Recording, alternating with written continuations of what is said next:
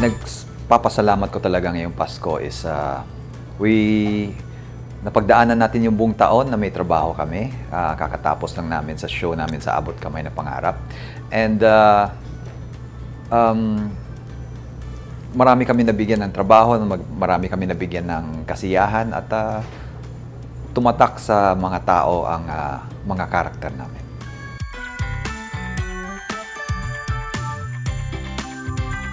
Sino? It should be GMA. GMA as in our station, God, manonood, at lahat ng artista na kasama ko.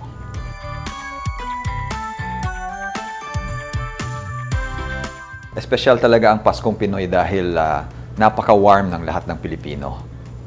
Kaya lahat ng mga families natin, nagkikita-kita parate, maraming mga get-togethers, at lahat ng mga malapit sa puso natin, parati nating na nakikita tuwing Pasko.